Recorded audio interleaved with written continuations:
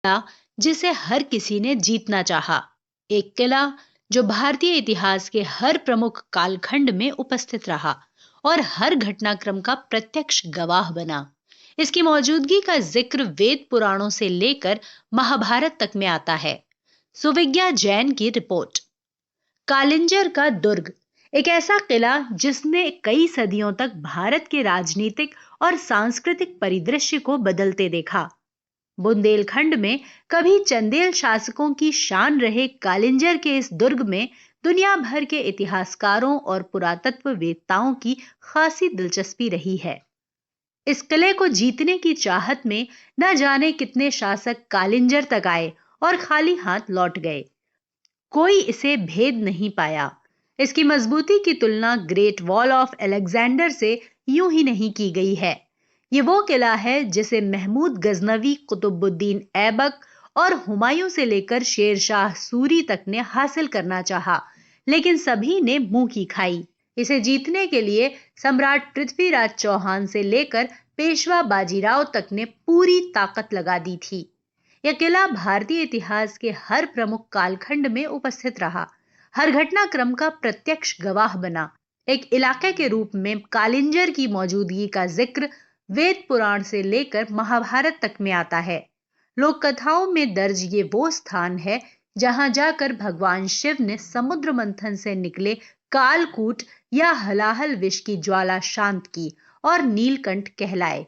समय की गति को प्रभावित करने वाले कालिंजर ने एक तरफ भारतीय धरती पर आए घुसपैठियों से लोहा लिया, तो दूसरी तरफ ये दुर्ग भारतीय स्वतंत्रता संग्राम का भी साक्षी बना।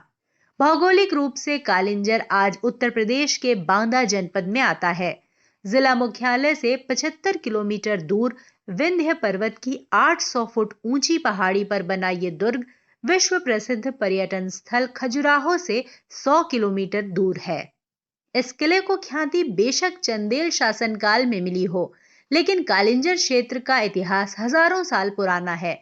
इसका जिक्र महाजनपदों के समय से मिलता है। कालिंजर का जिक्र बौद्ध साहित्य में बुद्ध के यात्रा वृतांतों में भी है। गौतम बुद्ध के समय यानी 563 से 480 ईसा पूर्व यहाँ चेदी वंश का शासन था।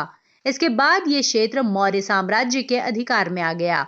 भारत के नालंदा विश्वविद्यालय और दूसरे ऐतिहासिक स्थानों की यात्रा कर दुर्लभ संस्मरण लिखने वाले मशहूर चीनी शोधार्थी ह्वेन त्सांग ने भी 7वीं शताब्दी में अपने दस्तावेजों में कालिंजर और खजुराहो का जिक्र किया है। कालिंजर के उद्भव काल तक तो अभी नहीं पहुंचा जा सका है, लेकिन इस दुर्ग के ऐतिहासिक साक्ष्य गुप्त काल से मिलने शुरू होते हैं। आर्कियोलॉजिस्ट्स को वहां से गुप्त काल के कुछ शिलालेख मिले हैं। गुप्त काल 6ठी शताब्दी में आकर खत्म हो गया था।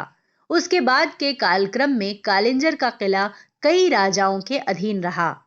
9वीं से 13वीं शताब्दी के बीच जब चंदेल शासक अपने शौर्य और गौरव के चरम पर थे, तब कालिंजर चंदेल शासन का हिस्सा बन गया। इस पर 400 साल तक राज करने वाले चंदेल राजाओं ने कुछ समय कालिंजर को अपनी राजधानी भी बनाया। कालिंजर पर इतने लंबे समय तक राज करने वाला यह अकेला राजवंश था। कहा जाता है कि पृथ्वीराज चौहान ने जब चंदेलों की मुख्य राजधानी महोबा पर हमला किया और उसे जीत लिया, तब चंदेल राजा परमार्दी देव ने कालिंजर आकर ही खुद को बचाया था। ये वही वक्त था जब कालिंजर पर आक्रमणों का वो दौर शुरू हुआ जिसने आने वाले समय में लगभग हर बड़े भारतीय और बाहरी शासक को कालिंजर की ओर आकर्षित किया।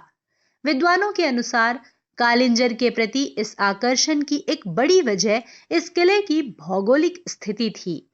रणनीतिक रूप से यह किला इतना महत्वपूर्ण था कि अपनी सत्ता को आगे बढ़ाने की चाहत रखने वाले हर शासक के लिए इसे जीतना एक बड़ा लक्ष्य बन जाता था।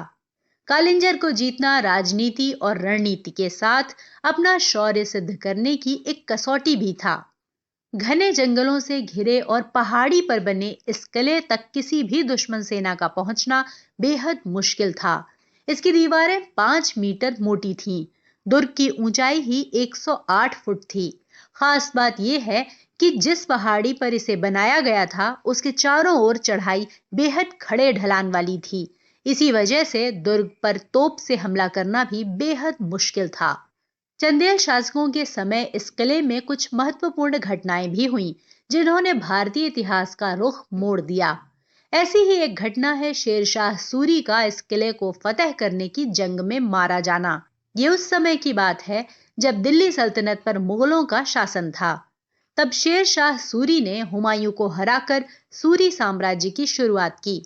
तब समझा जा रहा था कि ये भारत में मुगल शासन का अंत है।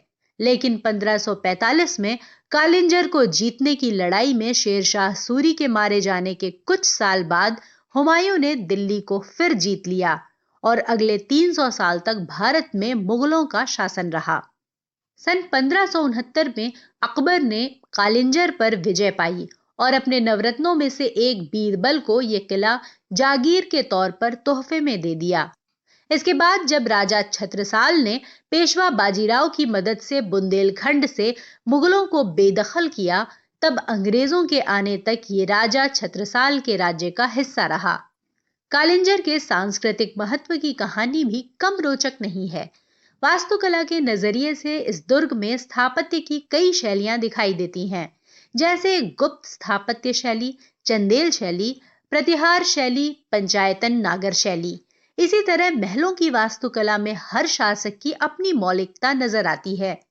कहा जाता है कि मूल रूप में कालिंजर की संरचना वास्तुकार ने अग्नि पुराण, बृहत संहिता और अन्य वास्तु ग्रंथों के अनुसार की थी।